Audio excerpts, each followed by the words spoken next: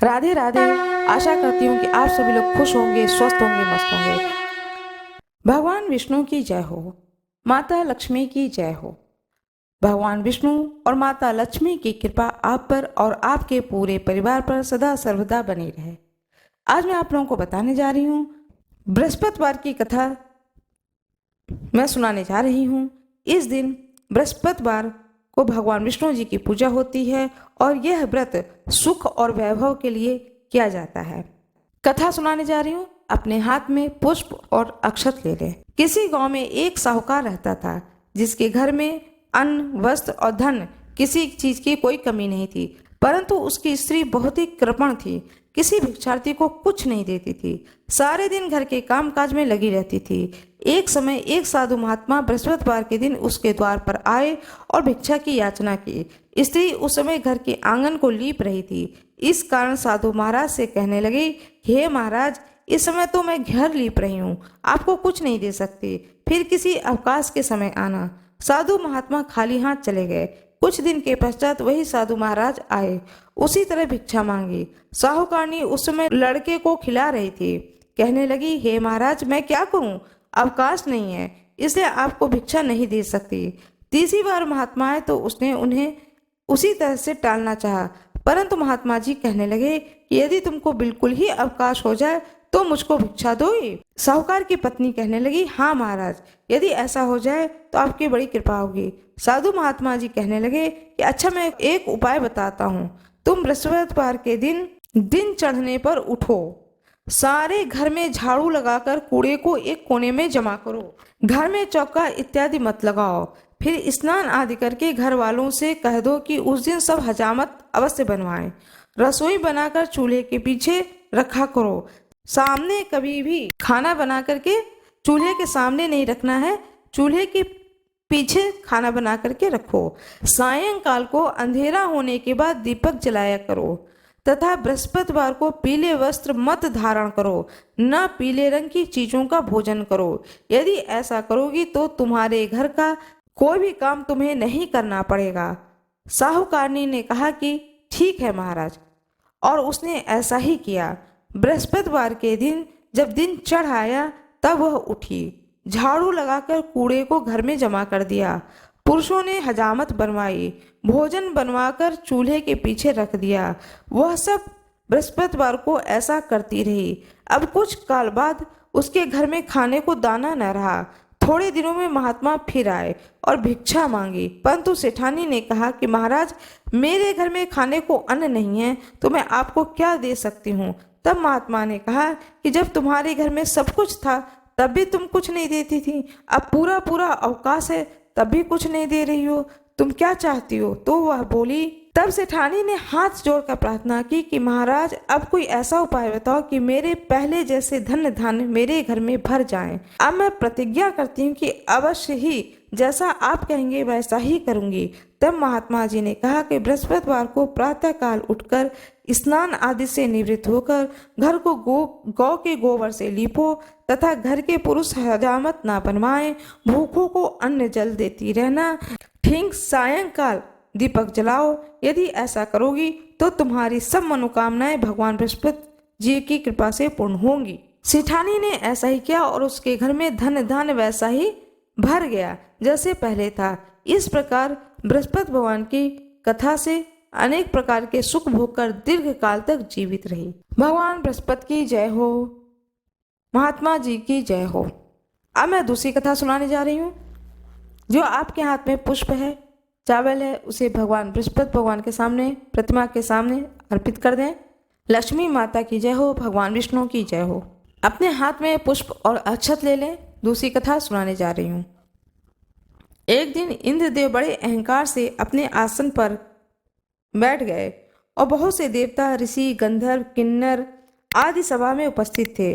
जिस समय बृहस्पति जी वहां पर आए, सब के सब उनके सम्मान के लिए खड़े हो गए, परंतु इंद्रदेव गर्व के मारे खड़े न हुए। यद्यपि वह सदैव उनका आदर किया करते थे, लेकिन उस दिन वह घमंड के कारण, गर्व के कारण अपने स्थान से खड़े नहीं हुए। बृहस्पति जी अपना अनादर समझते हुए वहां से उठकर चले गए। तब इंद्र को बड़ा शौक हुआ कि देखो मैंने गुरु जी का अनादर कर दिया, मुझसे बड़ी भारी भूल हो गई।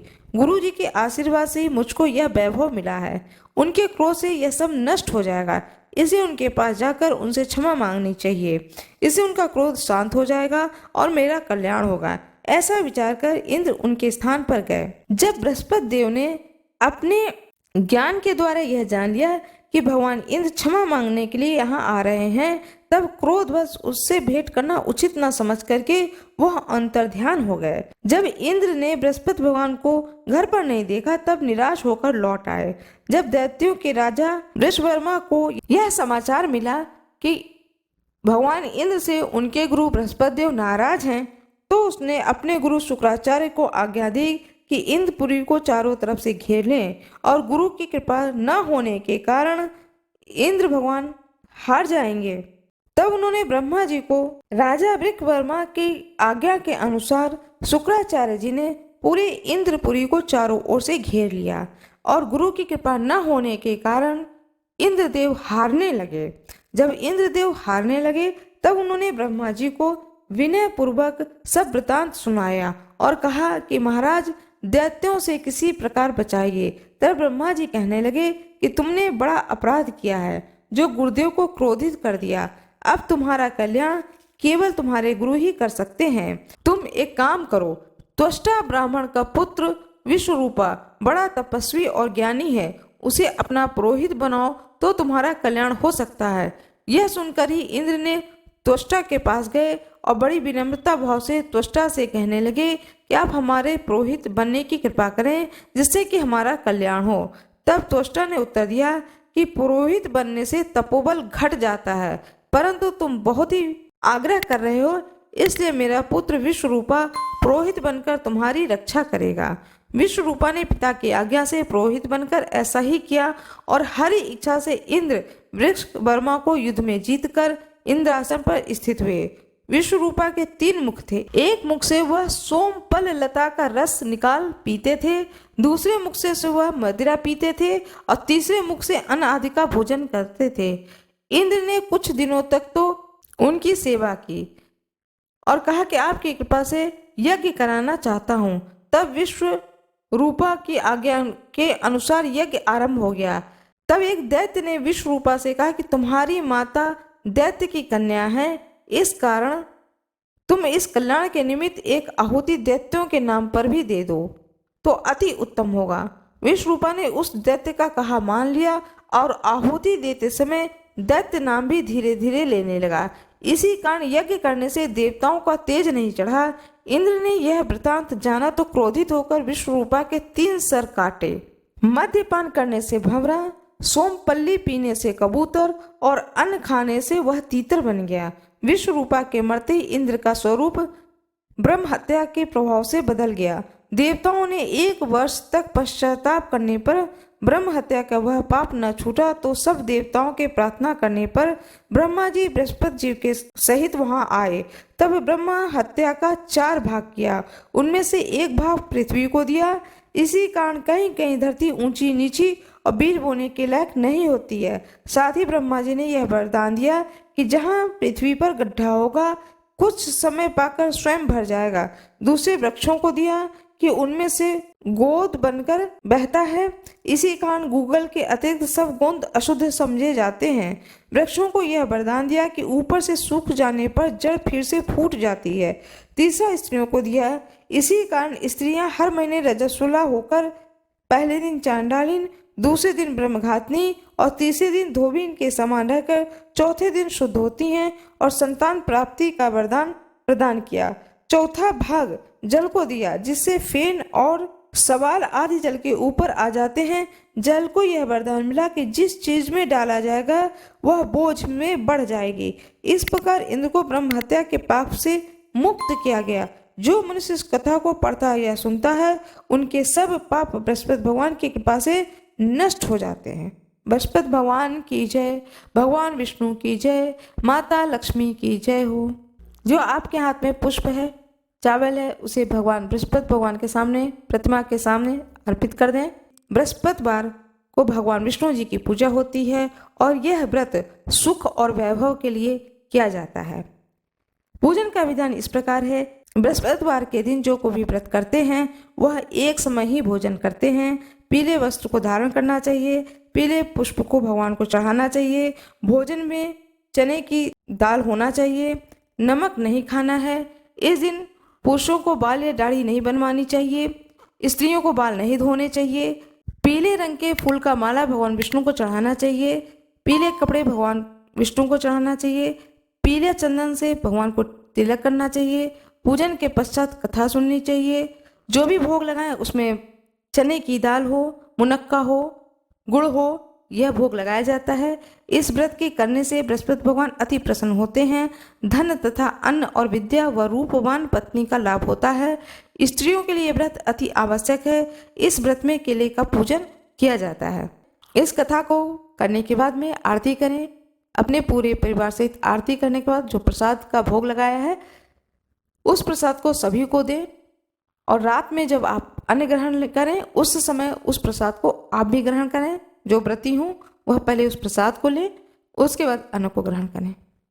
मेरा यह वीडियो कैसा लगा कृपया कमेंट बॉक्स में जरूर बताएं। वीडियो को लाइक जरूर कर दें। हर हर महादेव। माता पार्वती की जय हो। गणेश जी की जय हो। आज मैं आप लोगों को कथा सुनाने जा रही हूँ। भगवान शंकर और माँ पार्वती के विवाह की कथा। हमारे पौराणिक ग्रंथों में अनेकानेक देवी देवताओं के विवाह का वर्णन है, किंतु जैसी भव्य सुंदर बारात का वर्णन भगवान शंकर और माँ पार्वती के विवाह के संदर्भ में दिया गया है उसकी तुलना कहीं भी नहीं हो सकती है। इस बारात के विषय में कहा जाता है कि इसमें संसार के सभी प्राणी सम्मिलित हुए थे और उनके भार से पृथ्वी अपनी धुरी पर झुक गई थी। उसे संतुलित करने हेतु भगवान शंकर ने महर्षि अगस्त्य को अपने आशीर्वाद और उनके समस्त पुण्य फल के साथ पृथ्वी के दूसरे छोर पर भेजा। तब जाकर पृथ्वी का संतुलन सही हो पाया। माता पार्वती का भगवान शंकर को तपस्या कर विवाह के लिए मना लेना भी एक असंभव कार्य था, क्योंकि माता सती के देहवासन के पश्चात महादेव वैरागी हो गए थे। जब वे विवाह हेतु मान गए तो उनके विवाह की तैयारी में त्रिलोक जुट गया। भोलेनाथ ही एकमात्र ऐसे देव हैं जो देव, दैत्य, मानव, दानव, असुर, राक्षस, गंधर्व, नाग, किन्नर, यक्ष, भूत, प्रेत, पिशाच, बैताल, डाकनी, शाकनी, यातुदान, ब्रह्म राक्षस और इसके अतिरिक्त भी समस्त जातियों के लिए पूज्य हैं। इसके अतिरिक्त वे पशुपतिनाथ हैं। इसी कारण पशु जाति भी उनके विवाह में सम्मिलित होने के लिए तत्पर थे। इनमें से कई तो ऐसे हैं जो एक दूसरे के घोर शत्रु थे, किंतु देवाधिदेव के विवाह में सम्मिलित होने के लिए सारे मतभेद को भुला दिए। उधर माता पार्वती भी परमपिता ब्रह्मा के पुत्र पर्वतराज हिमालय की पुत्री थीं। वे एक प्रकार से शाही विवाह था। इसी कारण सभी प्रकार की व्यवस्था का ध्यान रखा गया था। उधर सभी लोग सबसे पहले अपने पूरे ठाट बाट के साथ कैलाश पर सारे देवता उपस्थित हुए। शिवगण तल्लीनता से महादेव का श्रृंगार करने में व्यस्त थे। जटाजूट, नाग, रुद्राक्ष, भस्म, मुंडमाला इत्यादि से उनका श्रृंगार किया गया। समस्त अप्सराएं कैलाश पर नृत्य कर रही थीं और महादेव का अद्भुत रूप देखकर कह रही थीं कि उनके योग्य कन्या तो त्रिलोक में नहीं मिलेंगी। बारात और मित्र वर से परिहास ना करें, ऐसा भला हो सकता है? भगवान विष्णु भी महादेव का यह रूप देखकर हंसते हुए बोले, ऐसे अद्वितीय वर के लिए तो यह बारात योग्य नहीं है। अवश्य ही कन्या के घर में हमें लज्जित होना पड़ेगा। श्री हरि की ऐसी हंसी ठिठोली सुनकर महादेव ने प्रसन्न होते हुए नंदी से सभी को एकत्रित करने को कहा। तब सब लोगों ने एक साथ ऐसा कोलाहल किया जिसकी तुलना नहीं हो सकती है। इस तरह से भगवान शंकर की बारात निकली। तुलसीदास जी लिखते हैं रामचरितमानस में कि बहुत ही सुंदर वर्णन किया है। कोई मुखहीन विपुल मुख काहू, बिन पद कर कोई बहु पद बाहू, विपुल नयन कोई नयन विहीना, रिष्ट पुष्ट कोई अति तन खीना। इस बारात में कोई बिना मुख का था, किसी के बहुत मुख थे। कोई बिना हाथ पैर का था तो किसी के बहुत सारे हाथ पैर थे। किसी की बहुत सी आंखें थीं तो किसी की आंख नहीं थी। कोई बहुत ही मोटा ताजा था तो कोई बहुत ही दुबला पतला था। सभी देवी देवता अपने अपने वाहनों के साथ में बारात के साथ निकले। अपने गणों भृंगी, वीरभद्र, भैरव, क्षेत्रपाल, गणेश्वर, शंखकर्ण, कंकराक्ष, विकृत, विशाख, विकृतानन, ये सब अत्यंत शोभादायी दिखाई दे रहे थे। स्वयं चंडी देवी महादेव की बहन बनकर आई थीं। उनका रूप भी अद्भुत था। उन्होंने सर्पों का आभूषण धारण किए था, प्रेत पर सवार थीं एवं सर पर स्वर्ण कलश उठाया हुआ था। बारात के मध्य में भगवान विष्णु एवं भगवान ब्रह्मा क्रमशः गरुड़ एवं हंस पर सारी व्यवस्था का निरीक्षण करते हुए चल रहे थे। माता गायत्री, सावित्री, सरस्वती, लक्ष्मी और अन्य पवित्र माताएं उस बारात की शोभा बढ़ा रही थीं। सप्त ऋषियों सहित सभी ऋषि मुनि स्वास्ति गान करते हुए चल रहे थे। देवराज इंद्र समस्त देवताओं से एवं कुबेर यक्षों एवं गंधर्वों से घिरे चल रहे थे। श्रेष्ठ मनुष्य इन सभी के दर्शन कर स्वयं को धन्य मानते हुए आगे बढ़ रहे थे। भगवान शिव को तनिक पीछे छोड़कर भगवान विष्णु और परमपिता ब्रह्मा शेष देवताओं, यक्ष, गंधर्वों आदि को लेकर आगे बढ़े। हिमालय के द्वार पर अनेक सुंदर स्त्रियों के बीच माता पार्वती की माता मैनावती ने सबका स्वागत किया। श्री हरि, ब्रह्मा जी और सभी देवताओं का सुंदर रूप देखकर मैनावती अत्यंत प्रसन्न हुई एवं व्यग्रता से भगवान शिव के आने की प्रतीक्षा करने लगी। शिव गणों, भूत प्रेतों से घिरे अद्भुत वेशधारी महादेव जब वहां पहुंचे तो उनका भयानक रूप देखकर नगरवासी डरकर पीछे हटने लगे। मैनावती तो मारे भय के अचेत हो गईं।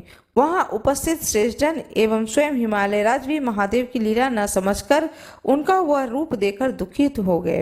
हिमालय राज ने दुखी मन से उन अद्भुत वेशधारी शिव को द्वार के अंदर आमंत्रित किया। तभी मैनावती की तंद्रा टूटी और उन्होंने उस विवाह से मना कर दिया। अपनी पुत्री पार्वती को अपने अंक में भरकर रोते हुए बोली, हे पुत्री, क्या इस भयानक वेशधारी वर हेतु ही तुमने इतनी भीषण तपस्या की थी? अपनी ऐसी सुंदर और कोमल पुत्री, जिसकी संसार में कोई तुलना नहीं है, को मैं कदापि इस औघड़ के हाथों नहीं सौंपूंगी। पता नहीं नारद को मुझसे कौन सा ऐसा बैर था जो तुम्हारा लगन इस भभूतधारी के साथ लगवा दिया।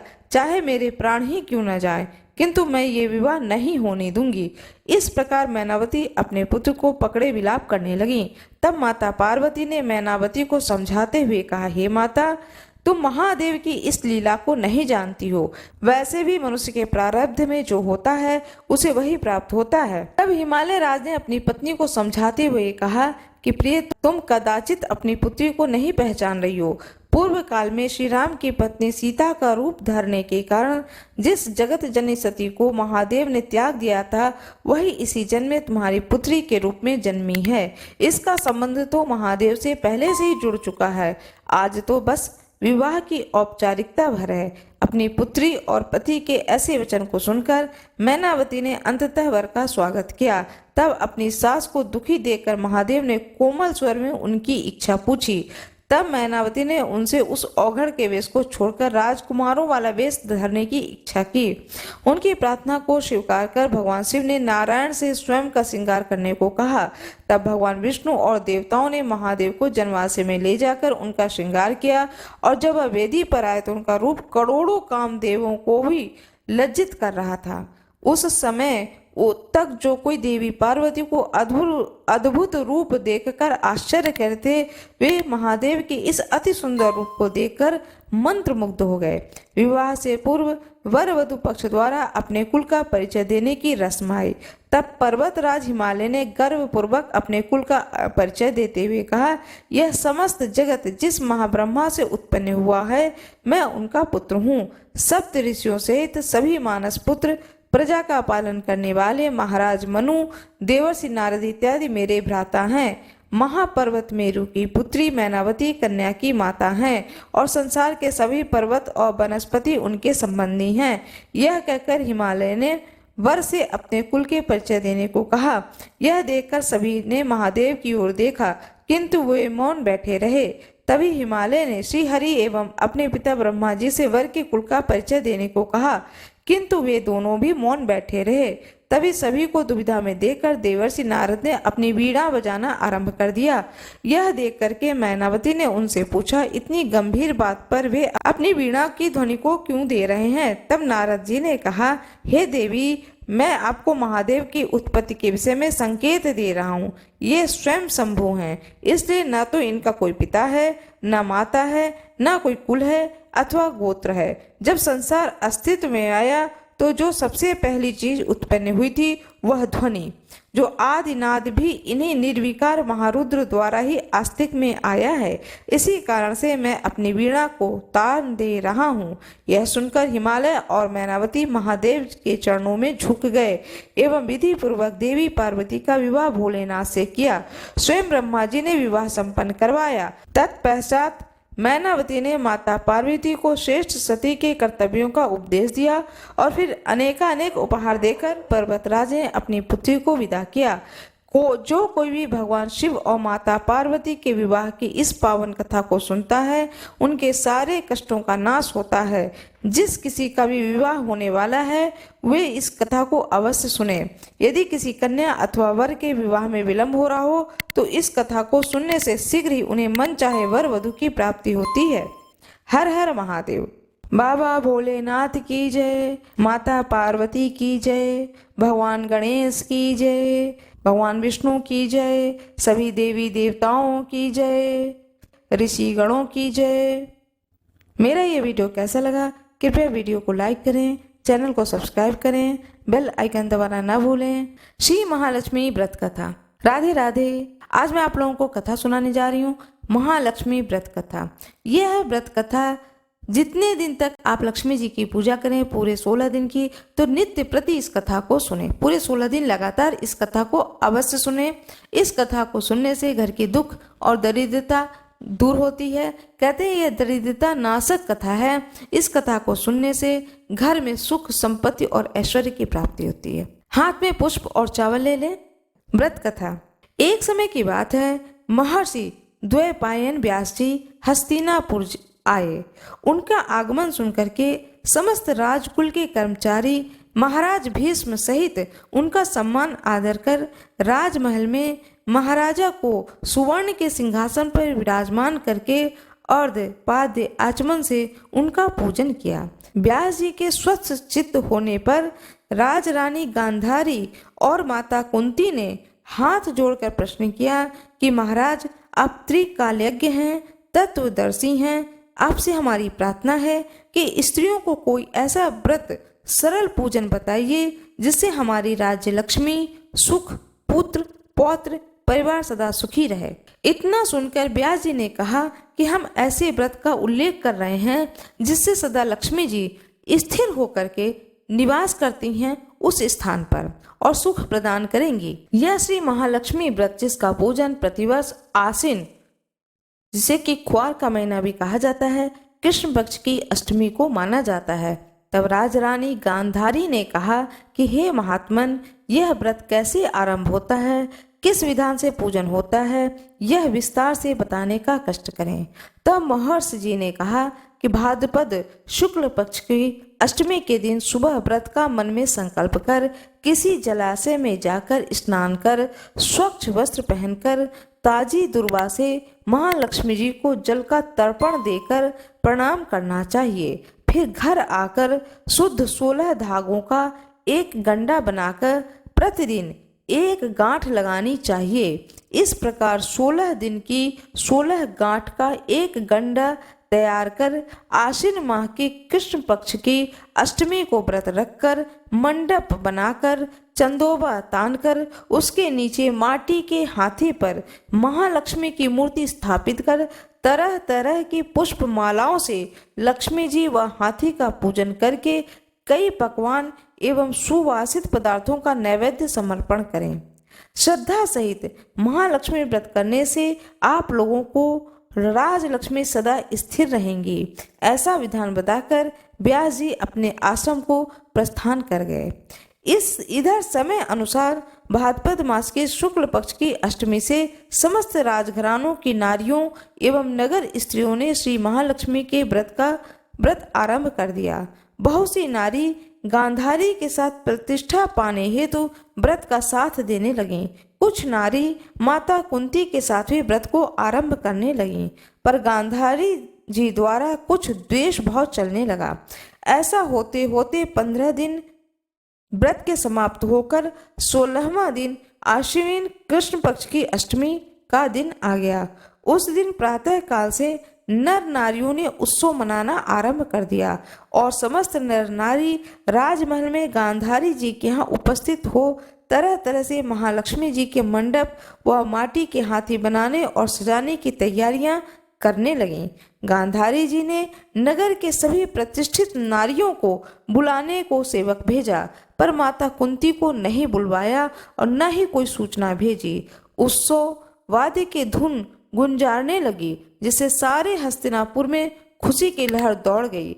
माता कुंती ने इसे अपना अपमान समझकर बड़ा ही रंज मनाया और वह दुखी हो गई और व्रत की तैयारी नहीं की। इतने में महाराज युधिष्ठिर, अर्जुन, भीमसेन, नकुल, सहदेव सहित पांचों पांडव उपस्थित हो गए। तब अपने माता को गंभीर देखकर अर्जुन ने प्रार्थना की कि हे माता, आप इतनी दुखी क्यों हैं? क्या हम आपके दुख का कारण समझ सकते हैं और दुख करने में भी सहायक हो सकते हैं? आप बताएं। तब माता कुंती ने कहा कि बेटा, जाति अपमान से बढ़कर कोई दुख नहीं है। आज नगर में श्री महालक्ष्मी व्रत उत्सव में रानी गांधारी ने सारे नगर की औरतें सम्मान से बुलाई, पर ईर्ष्यावश मेरा अपमान कर उत्सव में मुझे नहीं बुलाया। पार्थ ने कहा, हे माता, क्या वह पूजन का विधान सिर्फ दुर्योधन के ही महल में हो सकता है? आप अपने घर में नहीं कर सकती हैं? तब माता कुंती ने कहा कि बेटा, कर सकती हूँ, पर वह साज सामान इतनी जल्दी तैयार नहीं हो सकता है, क्योंकि गांधारी के 100 पुत्र हैं और 100 पुत्रों ने माटी का विशाल हाथी तैयार करके पूजन का साज सजाया है। वह ऐसा विधान तुमसे न बन सकेगा और उनके उत्सव की तैयारी आज दिन भर से हो रही है। तब पार्थ ने कहा, हे माता, आप पूजन की तैयारी कर नगर में बुलावा फिराएं। मैं ऐसा हाथी पूजन को बुला रहा हूँ जो आज तक हस्तिनापुर वासियों ने न देखा हो और न ही पूजन किया हो। मैं आज ही इंद्रलोक से इंद्र का हाथी ऐरावत, जो पूजनीय है, उसे बुलाकर तुम्हारी पूजा में उपस्थित कर दूंगा। आप अपनी तैयारी करें। इधर माता कुंती ने सारे नगर में पूजा का ढिंढोरा पिटवा दिया और पूजा की विशाल तैयारी होने लगी। तब अर्जुन ने सुरपति को ऐरावत भेजने का पत्र लिखा और एक दिव्य बाण में बांधकर धनुष पर रखकर देवलोक इंद्र की सभा में फेंका। इंद्र ने बाण से पत्र निकालकर पढ़ा तो आश्चर्य से अर्जुन को लिखा कि हे पांडु कुमार, ऐरावत तो भेज दूंगा, पर वह इतनी जल्दी स्वर्ग से कैसे उतर सकता है? तुम इसका उत्तर शीघ्र ही लिखो। पत्र पाकर अर्जुन ने पत्र में बाणों का रास्ता बना के हाथी उतारने की बात लिखकर पत्र वापस कर दिया। इंद्र ने मातली सारथी को आज्ञा दी कि वह हाथी को पूर्ण रूप से सजाकर हस्तिनापुर में उतारने का प्रबंध करो। महावत ने तरह तरह के साज सामान से ऐरावत को सजाया। देवलोक की अंबर झूल डाली गई। सुवर्ण की पालकी रत्न जड़ित कलशों से बांधी गई। माथे पर रत्न जड़ित जाली सजाई गई। पैरों में घुंघरू सुवर्ण मणियां बांधी गईं, जिसकी चकाचौंध पर मानवजात की आंखें नहीं ठहर सकती थीं। इधर सारे नगर में धूम हुई कि कुंती माता के घर सजीव इंद्र का ऐरावत बाणों के रास्ते पर स्वर्ग से उतरकर पूजा जाएगा। सारे नगर के नर नारी, बालक और वृद्धों की भीड़ ऐरावत को देखने एकत्रित होने लगी। गांधारी के राजमहल में भी इस बात की चर्चा हुई। बड़ी चहल पहल मच गई। नगर की नारियां पूजन थाली लेकर भागने लगीं और माता कुंती के महल में उपस्थित होने लगीं। देखते ही देखते सारा महल पूजन करने वाली नारियों से ठसाठस भर गया। सारे नगरवासी ऐरावत के दर्शन को गली, सड़क, महल, अटारियों पर एकत्र हो गए। माता कुंती ने ऐरावत को खड़ा करने हेतु रंग बिरंगे चौक पुरवाकर नवीन रेशमी वस्त्र बिछवा दिए। हस्तिनापुर निवासी तरह तरह के स्वागत तैयारी में फूल, माला, अबीर, केसर हाथों में लेकर पंक्तिबद्ध खड़े थे। इधर इंद्र की आज्ञा पाकर ऐरावत स्वर्ग से बाणों के बनाए रास्ते से धीरे धीरे आकाश मार्ग से उतरने लगा, जिसके आभूषणों की आवाज नगरवासियों को आने लगी। ऐरावत के दर्शन के लिए नर नारियों ने जय जयकार के नारे लगाने आरंभ किए। ठीक सायंकाल ऐरावत माता कुंती के महल के चौक में उतर आया। समस्त नर नारियों ने पुष्प, माला, अबीर, केसर को चढ़ाकर हाथी का स्वागत किया। महाराज धौम में पुरोहित द्वारा एरावत पर महालक्ष्मी जी की मूर्ति स्थापना करके वेद मंत्रों द्वारा पूजा की गई। नगरवासियों ने लक्ष्मी पूजा का कार्य करके एरावत की पूजा की। फिर तरह तरह के मेवा पकवान एरावत को खिलाए गए। ऊपर से जमुना जल पिलाया गया। फिर तरह तरह के पुष्पों की एरावत पर वर्षा की गई। पुरोहित द्वारा स्वस्ति पुण्याह वाचन पर व्रती नारियों द्वारा लक्ष्मी जी का पूजन विधान से कराया गया। कुंती ने व्रत के डोरे के गंडा में 16वीं गांठ लगाकर लक्ष्मी जी के सामने समर्पण किया। ब्राह्मणों को पकवान मेवा मिठाई देकर भोजन की व्यवस्था की। तब वस्त्र द्रव्य सुवर्ण अन्न आभूषण देकर ब्राह्मणों को संतुष्ट किया। तत्पश्चात सभी नर नारियों ने महालक्ष्मी जी का दीपक जलाकर प्रेम से संपूर्ण पूजन कर आरती आरंभ की। भगवान विष्णु की जय हो। माता महालक्ष्मी की जय हो। ऐरावत हाथी की जय हो। जिस तरह से कुंती माता के आंगन में ऐरावत पर सवार होकर माता लक्ष्मी विराजित की गई, घर आंगन में पूजा हुआ और नगर के सभी नगरवासी आए और सुंदर विधि विधान से माता कुंती ने पूजा की। इसी तरह से सभी भक्तों के घर में आंगन में इसी तरह से सुंदर तरीके से माता लक्ष्मी का पूजन हो, सदा सर्वदा पूजन होती रहे और उनकी कृपा सभी पर होती रहे। महालक्ष्मी जी की पूजा भाद्रपद कृष्ण पक्ष की अष्टमी तिथि से आरंभ होकर के आश्विन मास की अष्टमी तिथि तक यह महालक्ष्मी पूजन चलता है, जो कि पूरे 16 दिन तक चलता है। इस कलयुग में इंसान की इज्जत तभी होती है जब उसके पास लक्ष्मी होती है, धन होता है, वैभव होता है, तभी उसका यश होता है। सारे गुणगान सब कुछ धन और वैभव पर टिका हुआ है।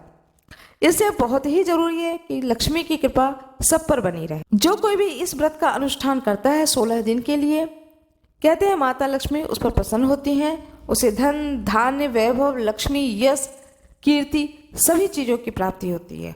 मेरा यह वीडियो कैसा लगा कृपया कमेंट बॉक्स में जरूर बताएं। कमेंट बॉक्स में माता लक्ष्मी की जय हो अवश्य लिख दें। वीडियो को लाइक करना ना भूलें। चैनल को सब्सक्राइब अवश्य कर दें। बेल आइकन जरूर दबा दें। जो कोई भी मेरे इस वीडियो पर नए हों कृपया वीडियो को लाइक जरूर कर दें। धन्यवाद।